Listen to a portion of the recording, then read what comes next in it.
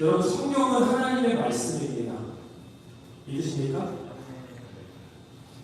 성경은 하나님의 말씀임을 믿는 것이 바로 그리스도인들의 기본 믿음이라고 생각합니다. 기본 진리라고 생각합니다. 그래서 성경은요, 또 다릅니다. 그러니까 단순히 벌어진 사건이나 기록들을 쭉 나열하시는 게 아니에요. 예를 들어서 예수님의 행적들을 무슨 마치 폴리스 리포트처럼 폴리스 리포트 받아오시거든요. 저는 최근에 받아봤는데 진짜 그냥 무슨 일이 제가 잘못해서 아니고 뒤에서 누가 차를 박아서 폴리스 리포트를 받아봤는데 그냥 아무 감정이 없어요. 아무 감동이 없죠. 화가 나죠. 네. 그냥 기록만 쭉쭉쭉쭉 나열해놨습니다. 그런데 여러분, 만약 성경이 그러한 책이라면 그 역사책과 뭐가 달라요? 또 다른 책과 뭐가 다릅니까?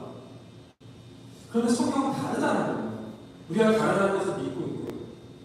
수많은 예수님의 행적들을 성경의 기자가 적는 사람이 성령의 감동과 인도하심 또 하나님의 섭리와 계획에 따라서 친밀하게 영적 가이드를 받으면서 선별해서 적어 넣어요. 선별해서. 예수님의 행적들이 얼마나 많았겠어요. 예수님의 기적들이 얼마나 많았겠어요. 그런데 다 담지 않았어요. 다 담을 필요가 없었어요. 그리고 그것은 성경의 기자가 내가 이거 읽고 싶은데 내가 이거 좋아하는데 이 장면이 멋졌어. 이렇게 되지 않아요. 전적으로 성령님의 감동에 의해서 성령님의 인도하심을 따라 그 성경을 적어나가기 시작했다라는 겁니다. 그래서 2000년 전에 일어난 일이지만 2000년 동안 수많은 그리스도인들의 삶을 바꿔왔고요. 예수님을 모르는 사람들이 예수님을 만나서 그 인생을 드리는 일들이 일어났던 것입니다. 그게 무슨 책이라는 거예요? 영적인 책이에요. 단순한 펜에 기록된 책이 아니라 정말 하나님이 그분의 계획과 뜻을 담아서 한 땀 한 땀 적어놓은 바로 성경이라는 것입니다. 그래서 지금 우리에게 성경을 읽으면서 어떤 일이 일어납니까? 기쁨이 일어납니다. 변화가 일어납니다. 감동이 일어납니다. 우리의 삶을 바꿔나갑니다. 회개하게 됩니다. 공동체가 하나 되게 됩니다. 여러분, 하나님의 말씀은 생명을 가져다 주시고 우리를 회복시켜 주십니다. 여러분, 우리가 요즘 어떤 본문으로 퀴즈를 하고 있습니까? 성진이 알 것 같아서 어떤 본문을 하고 있죠? 네, SBS를 하고 있어요. 우리 성진이가 열심히 퀴즈하고 있는 걸 알고 있어서 찾아봤습니다. SBS 어떻습니까? 쉬워요? 어려워요. SBS를 매일매일 퀴즈하다 보면 대체 여기서 나를 향한 말씀을 어떻게 찾지? 이런 생각이 들게 됩니다. 수많은 비유와 상징들을 막 등장해갖고 막 계속 우리와 상관없는 2500년 전의 이야기를 자꾸 하고 있는데 어렵죠. 그런데 이 SBS 말씀은 1차적으로 이스라엘 백성들을 향한 하나님의 말씀이지만 궁극적으로는 지금 이 시대를 살아가는 우리를 향한 하나님의 말씀이다. 하나님의 말씀, SBS 말씀을 통해서 여전히 하나님 우리를 위로하고 있습니다. 하나님은 우리에게 소망과 기쁨을 가져다 주고 있습니다. 하나님 말씀을 통해서 우리를 위로하고요, 회개와 결단을 촉구합니다. 우상을 버리라고 말씀하십니다.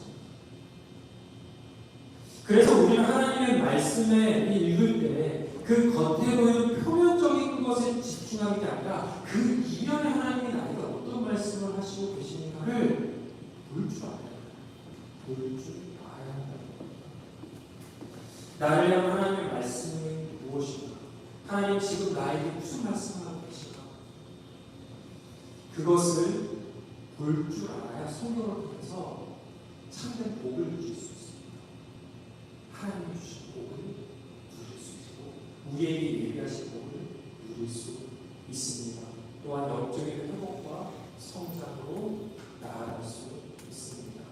그럼 우리가 오늘 말씀, 복음 말씀도 읽었지만 대충 알겠어요. 무슨 말씀인지. 그렇죠? 한 시각장애인이 2000년 전 한 시각장애인이 예수님의 능력으로 눈이 뜨게 된 놀라운 사건이죠. 그렇죠? 그런데 거기서 어디서 본 말입니다.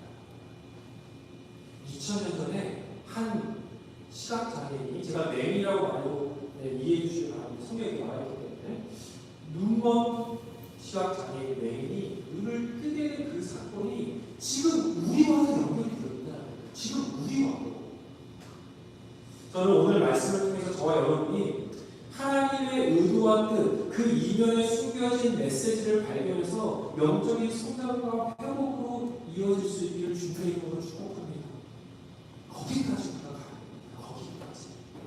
그래야 진짜 말씀을 통해서 복을 누릴 수 있는 겁니다. 함께 오늘 본문 46절의 말씀 다시 한번 읽어보겠습니다. 시작. 예수께서 제자들과 큰 무리와 함께 여리고를 떠나실 때에 디메오의 아들 바디메오라는 눈먼 거지가 길가에 앉아 있었다. 바디메오라는 사람이 등장합니다. 그는 시각장애인이어서 앞을 보지 못했습니다. 앞을 보지 못했으니 2000년 전에 얼마나 살기 힘들었을까요? 경제활동, 사회활동 힘들었을 겁니다. 그래서 어떻게 돼요? 거지가 되었습니다. 길가에서 구걸하는 신세가 되었습니다. 그런데 그의 이름 바디메오라는 뜻은 아람어로 디메오의 아들이라는 뜻입니다. 그런데 아이러니하게도 디메오라는 그 말의 뜻은요, 존귀한, 명예로운이라는 뜻을 가지고 있습니다. 즉 존귀하고 명예로운 자의 아들이라는 뜻을 이루는. 그런데 이 바디메오의 인생은 어떻습니까? 처지는 어떻습니까? 비참한 눈먼 거지입니다. 굉장히 아이러니하죠.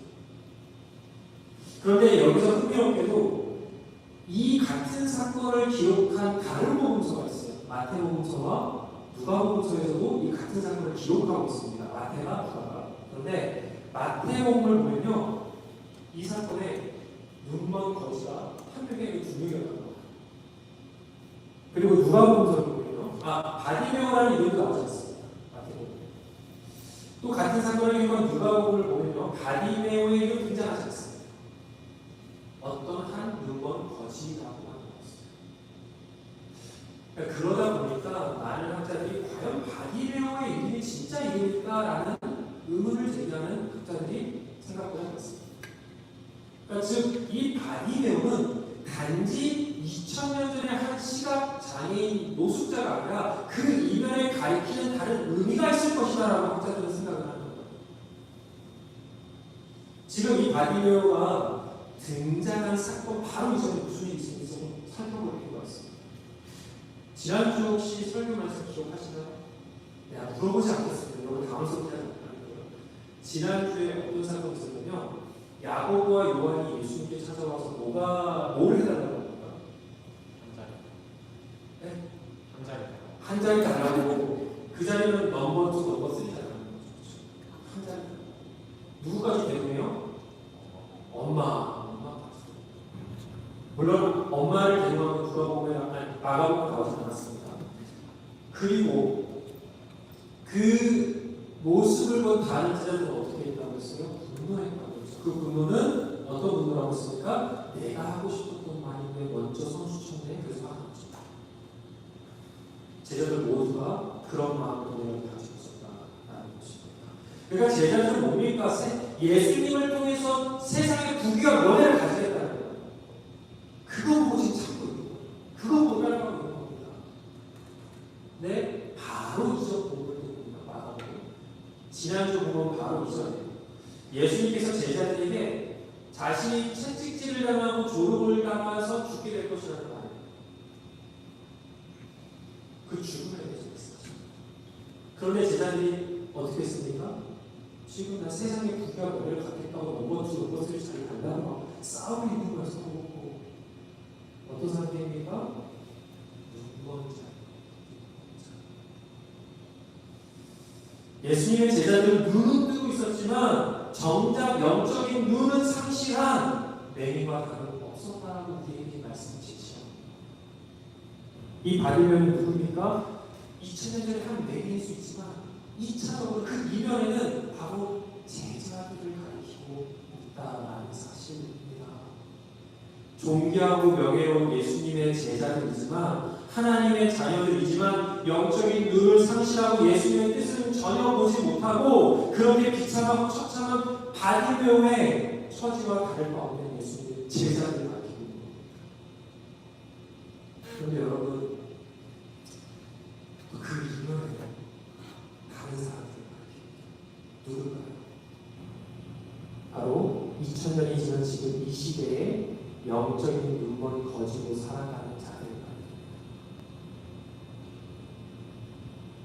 세속의 영광의 눈이 멀고 세상의 돈과 권력의 눈이 멀고 성공의 눈이 멀고 육신의 쾌락과 탐욕의 눈이 멀고 사람의 인정과 이기심의 눈이 먼 그리스도인들이 존귀하고 명예로운 하나님의 자녀들이지만 예수님의 제자들이지만 길거리에 눈먼 제자 거지들처럼 살아가는 그러한 처참하고 비참한 처지를 깨달으라고 우리에게 경고하고 있는 말씀이라는 사실을 여러분 느끼겠습니다. 이름은 영광스러운 그리스도입니다. 그리스도는 정말 영광스럽죠. 하나님 나라의 상속자입니다. 하나님의 자녀 아닙니까? 얼마나 영광스러워요. 근데 정작 삶은 영적 눈먼 거지와 다름없는 이 시대의 그리스도인들을 방황하는 사랑하는 여러분, 오늘 말씀은 바로 우리에게 하시는 말씀을 잊지 마시기 바랍니다. 오늘 말씀은 이 시대에 살아가는 그리스도인에게 하시는 말씀임을 우리가 기억하며 함께 말씀을 통해 은혜를 얻기를 소망합니다. 자, 그렇다면 영적 매일이 왜 문제입니까? 좀 못 본다고 문제인가? 라고 생각하실 수 있을 것 같아요. 왜 우리가 영적인 눈을 떠야 하는가? 아주 중요한 이유가 있습니다. 가장 첫 번째 이유는요, 여러분, 영적인 눈을 뜨지 못하면, 영의 눈을 뜨지 못하면 자신이 어떤 상태인지를 전혀 알지 못합니다. 내가 지금 어디에 있는지 알지 못합니다. 내가 무엇을 하고 있는지 알지 못합니다. 내가 무엇을 촉구하고 있는지 알지 못합니다. 제가 예전에 한 다큐멘터리를 봤어요.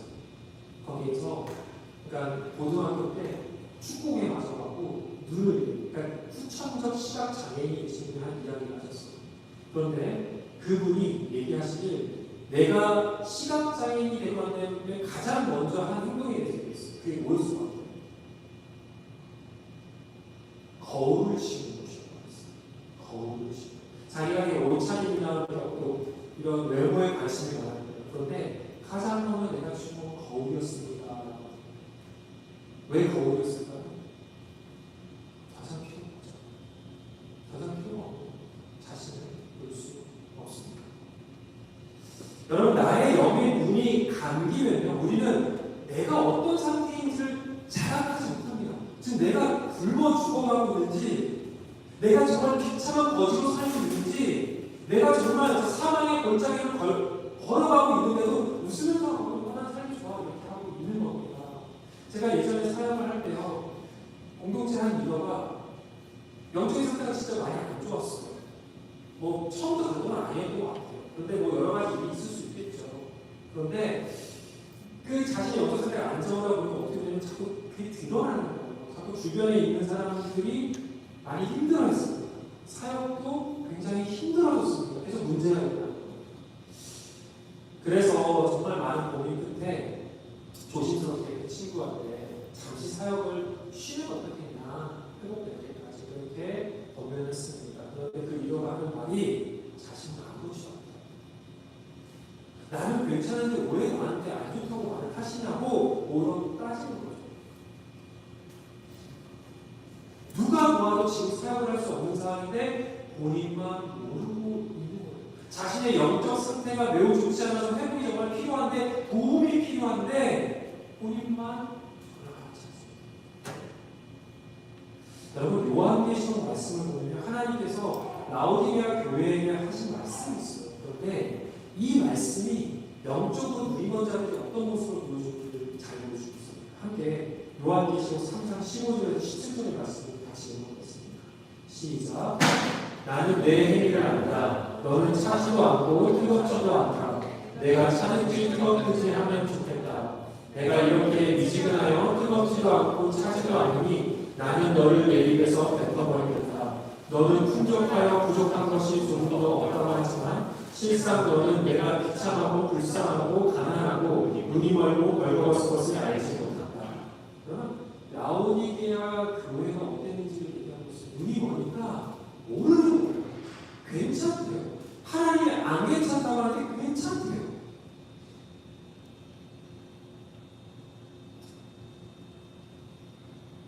자신들이 얼마나 비참하고 불쌍하고 가난하고 수치스러운 상태인지를 모르고 괜찮다라고 스스로 하고 있는 거예요.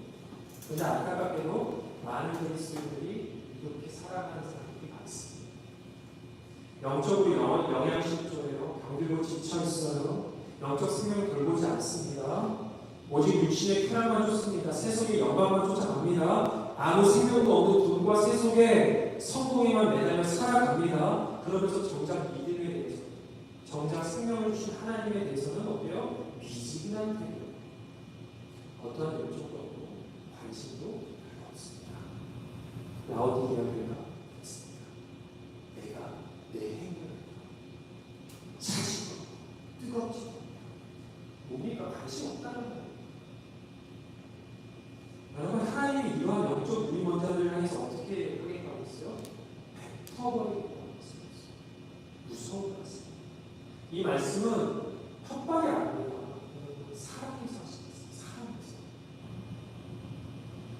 오늘 예수께서 말씀 혹시 큐티 하시는 분 보셨는지 모르지만 오늘 큐티 말씀에 예수께서 말씀에서 하나님이 계속 하겠더라고요. 정신 차리라고 말합니다. 정신 차리라고. 그런데 저는 거기서 사랑을 느꼈어요. 그 말씀에서 사랑을 느꼈어요. 여러분, 지금 우리의 영적 상태는 어떻습니까? 여러분 영적 상태는 어떻습니까? 영의 눈을 뜨지 않으면 우리는 죽습니다. 몸이 썩어가도 알지 못합니다. 비참하고 불쾌한 영적 상태 그저 괜찮다고 볼 수 있습니다. 사랑하는 여러분, 우리가 영의 눈을 떠야 우리의 영의 눈을 떠야 그리고 냉철하게 하나님의 눈으로, 말씀의 눈으로 우리 자신을 비추어야 그리고 우리께서 새롭게 그게 하나님이 원하시는 것입니다. 그렇게 되기를 주님으로 축복합니다. 또한 영적인 눈을 떠야 하는 이유는요, 영적인 눈이 감겨 있으면 우리가 우리의 부르심을 못 찾습니다. 우리의 부르심을 모릅니다. 우리에게 가장 중요하고 소중한 것이 무엇인지 몰라요. 함께 에베소서 1장 18절 말씀드리겠습니다. 시작. 여러분의 마음의 눈을 밝혀주셔서 하나님의 부르심에 속한 소망이 무엇이며 성도들에게 베푸시는 하나님의 영광스러운 상속이 얼마나 풍성한지를 여러분이 알게 되기를 바랍니다. 여러분이 떠서 하나님이 주시는 그 부르심이 얼마나 좋은 건지 아세요? 하나님의 그 상속, 그 영적인 믿음의 상속이 얼마나 크고 그 구원의 능력이 얼마나 크고 하나님의 주시는 은혜가 얼마나 놀라우고 좋은 건지 제발 좀 알았으면 좋겠습니다. 여러분이 눈을 떠서. 여러분을 이 땅으로 보내신 하나님께서 계획이 있으신 분이십니까? 하나님이 가장 좋은 계획을 갖고 있으면 믿으십니까? 아멘. 아멘. 하나님이 분명히 여러분을 함께 있습니다. 그런데요, 눈을 감으면 영적 외인이 되면 그 부르심이 뭔지도 모르고 알아도 못 따라갑니다. 못 따라갑니다. 여러분, 우리의 인생길은 어떻습니까? 참으로 험난합니다. Life is tough. 위험천만한 수많은 장애물들이 막 앞을 가리고 있어요. 무슨 일이 벌어질지 몰라요. 오늘 괜찮은데 내일 무슨 일인지 모르고 한치 앞도 알지 못한 보장할 수 없는 불확실한 광야 같은 인생을 우리가 살아가고 있습니다. 이런 인생길에 눈 감고 가면 잘할 수 있을까요? 이런 광야를 눈 감고 가면 잘할 수 있을까요? 결국 어떻게 돌아갈 수 있습니다. 눈을 뜨고 가기고 싶지 않은 그 길을 눈을 감고 가다. 이거 얼마나 위험합니다. 하나님은 그러한 인생 길에 길을 만드시는 분이시고 그 부르심의 길을 인도해 주시는 분이십니다. 그래서 따라만 간다면 안전합니다. 가장 좋은 겁니다. 하나님의 축복을 누리는 겁니다. 그러나 그들은 오직 영의 눈을 뜬자만이 보고 갈 수 있습니다. 그 눈을 떠나면, 그 눈을 감으면 하나님의 축복을 볼 수 있습니다. 그럼 어떻게 될까요? 길을 잃어버립니다.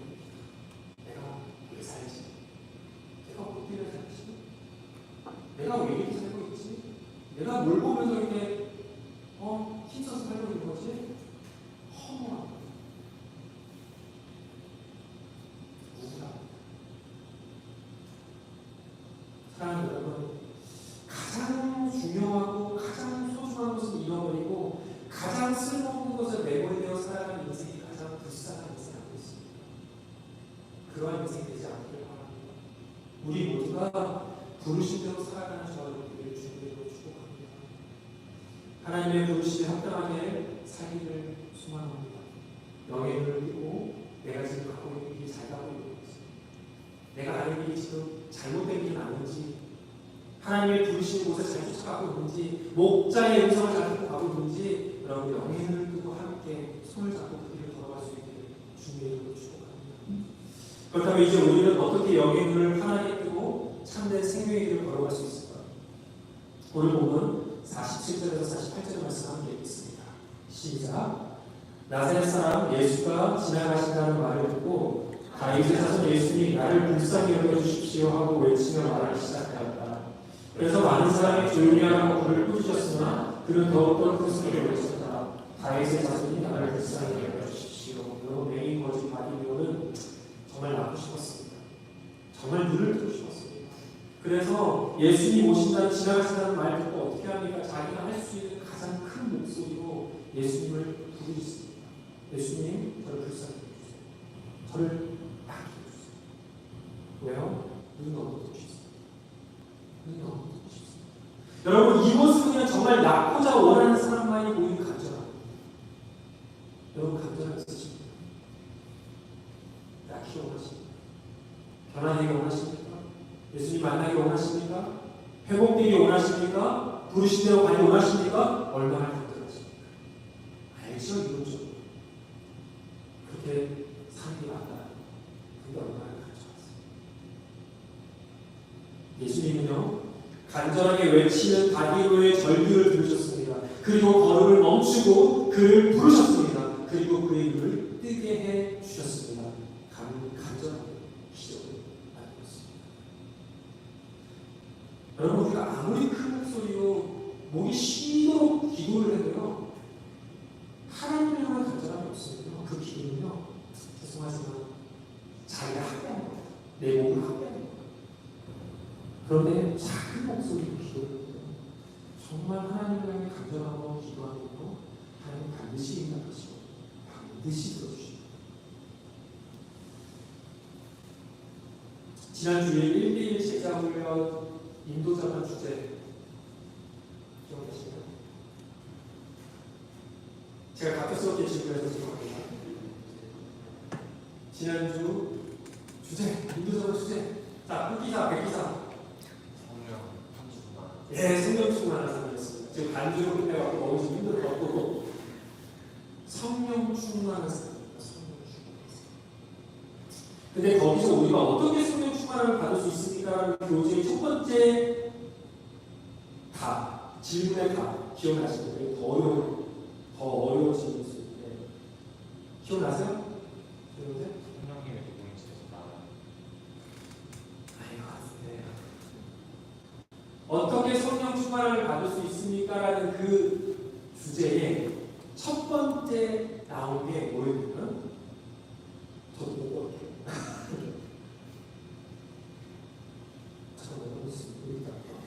성령 충만의 필요를 느끼고 간절히 기도해야 합니다. 기억하시죠? 기억하시죠?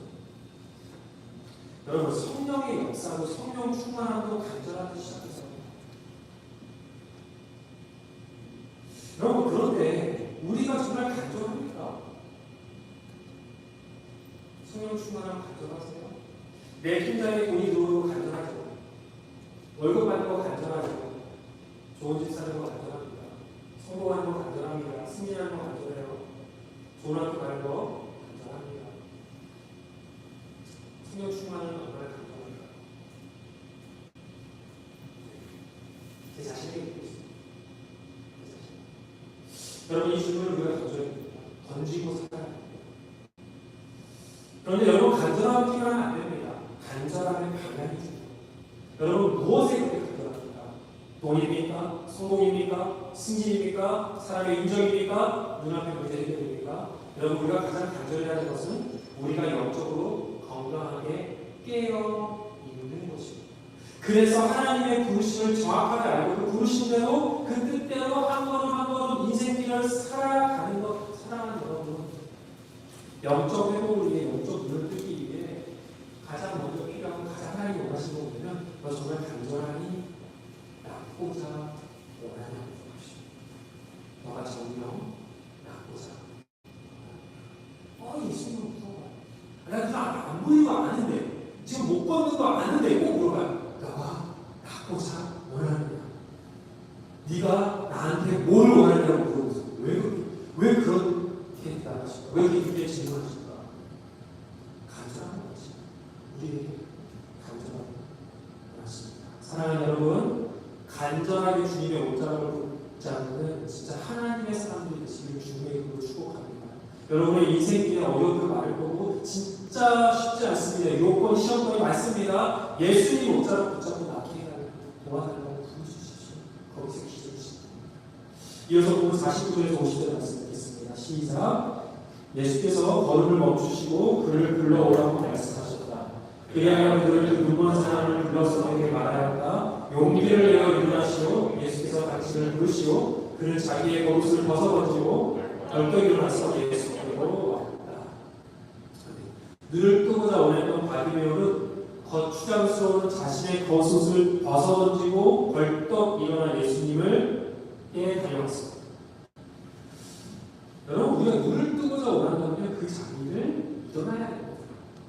그리고 누구한테가 아니라 예수님께 맹이 꺼지고 살던 그 자리, 구걸하며 살던 그 옛적 삶의 자리에서 벗어나야 합니다.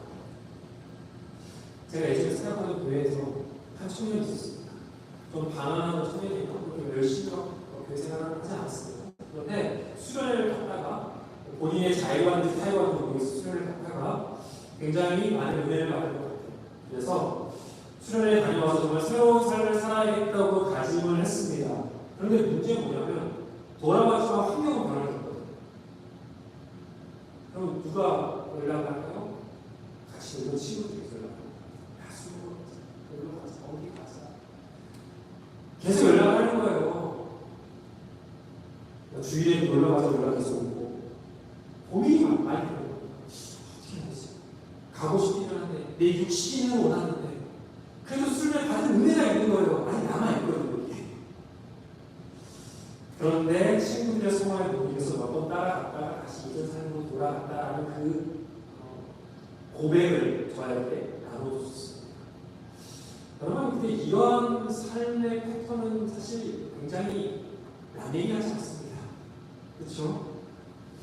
여러분 우리가 영적인 눈이 깨어있지 않으면 뜨고 있지 않으면 옛적 죄된 삶의 습관으로 그냥 바로 그렇게 합니다. 어떻게 해야 됩니까? 정리해야 됩니다. 옛적 죄의 습관을 정리해야 됩니다. 예수님을 만났지만 하나님의 은혜를 받았지만 여전히 예전의 죄를 살아가는 삶의 모습은 전혀 바뀌지 않고 그 습관대로 살아간다면 여러분 우리가 영향을 뜰 수 있을까요? 잠깐 떴다가 아이고 다시 가고 가고 싶어요.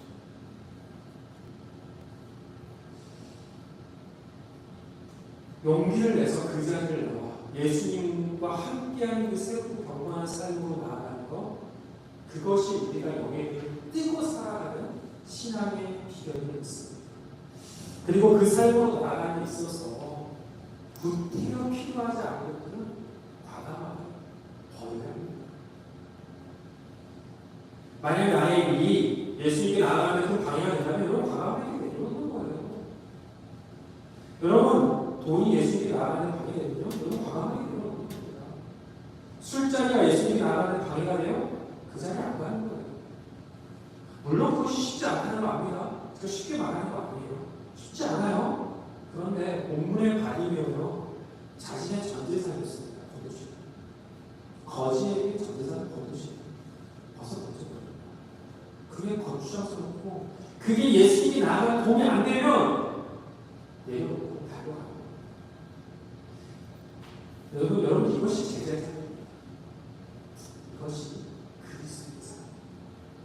이것이 영광스러운 예수님의 제자의 삶이고 영예로운 하나님의 자녀의 삶입니다.